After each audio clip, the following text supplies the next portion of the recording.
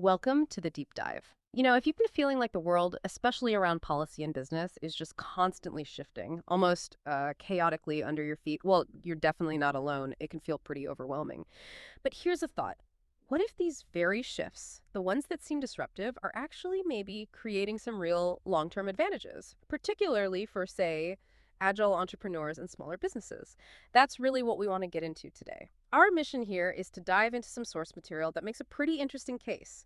It suggests that current policy changes, things related to boosting domestic industry, maybe some deregulation, and what the source actually calls economic sovereignty. That these aren't just, fleeting headlines. They might be creating genuinely fertile ground for independent business growth. And our goal is to unpack how you, listening right now, could potentially leverage these dynamics. Yeah, and what's really striking about the sources we're looking at is the perspective they offer. They basically argue that certain policy moves, even if they're ruffling feathers in the global economy, that's a direct quote from the source, that these moves are actually intended to put more tools, more opportunities directly into the hands of local entrepreneurs. The source kind of frames it as disrupting the globalist status quo, which, essentially means moving away from that heavy reliance on complex, often very distant international supply chains and agreements. And this disruption, according to the source, well, it creates new paths. So our job today is really to unpack that viewpoint and what it might mean for business owners like you. Yeah, it's so easy to just get swept up in the day-to-day news cycle, isn't it? But maybe if we look beyond those immediate headlines, our source seems to promise some real, aha moments, showing concrete ways businesses could actually position themselves to succeed almost regardless of the political climate. Exactly. And when we connect this to the bigger picture for business owners, Right. it's fascinating. These policy shifts, right? They can feel chaotic at first, definitely. But our source sees them as creating specific advantages, particularly for small and mid-sized businesses. Think about policies pushing local manufacturing or simplifying compliance rules, maybe incentivizing bringing production back onshore. According to our source, these aren't just abstract ideas. They're highlighted as leading directly to, well, less red tape. Maybe fewer complicated import-export hassles or tariffs, and potentially more market control because you're less dependent on, say, global shipping going haywire or some regulatory change halfway across the world. It kind of empowers the smaller local players, you see. That is a crucial distinction, yeah. It feels a bit counterintuitive initially, but the source seems pretty clear on how these policy changes reward agility. Can you elaborate on that? Why does the source think smaller businesses have an edge here over the big corporations? Absolutely.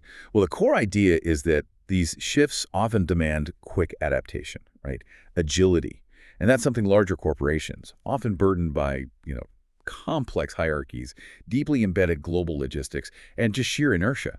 They often struggle with that speed. Small businesses, on the other hand, they tend to be inherently more nimble. They can pivot their sourcing, retool their operations, make decisions much faster with far less bureaucracy.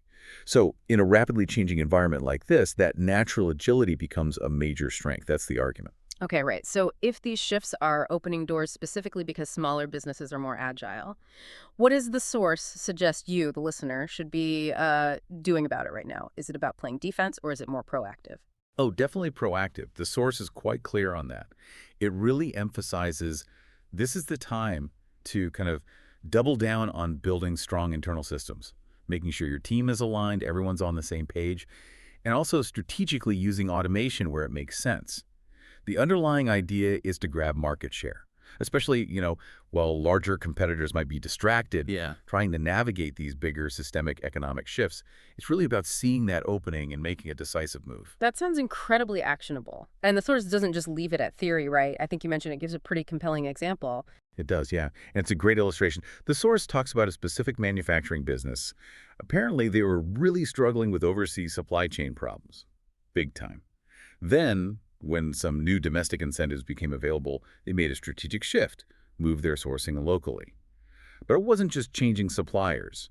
Critically, they combined that with implementing really solid internal systems for workflow management for their processes. And what's really striking is the speed of the turnaround. The source says within just 6 months. 6 months. They hadn't just stabilized things, they actually saw significant growth in their profit margins. It really highlights how crucial that adaptability combined with strong internal foundations can be. It's a real story of survival and then growth. Wow. So it wasn't just about reacting, but about having the internal setup to actually capitalize on the shift. Yeah. That business went from struggling to thriving pretty quickly then. Precisely. So, yeah, to sort of recap the main insight here. These policy changes, they don't have to be just obstacles. They can actually be strategic turning points. The source strongly suggests that moves prioritizing domestic industry, simplifying compliance, incentivizing onshore production. These can genuinely lead to less hassle, less regulatory burden, and more control over your market for small and mid-sized businesses. It's really about finding ways to leverage the shifts, not just, endure them. Right. So the core message for you listening now seems to be focus inward, strengthen your foundations, get those internal systems humming, make sure your team is aligned, and use tools like automation smartly to capture those market opportunities that might be opening up. And remember that manufacturing example, shifting sourcing locally and tightening up internal workflows, wasn't just about staying afloat. It led directly to stability and profit growth, fast. It really did show the power of being nimble and prepared internally. Absolutely.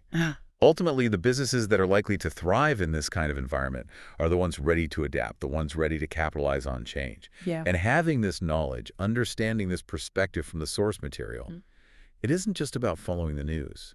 It's about strategically positioning your business, recognizing where new opportunities might be emerging. It's really about future-proofing, in a way. So that leaves us with a question for you to think about. Given these insights we've unpacked, what untapped agility or maybe underutilized internal system does your business possess right now? What capability could become your greatest strength in this constantly evolving economic landscape? Something to really mull over.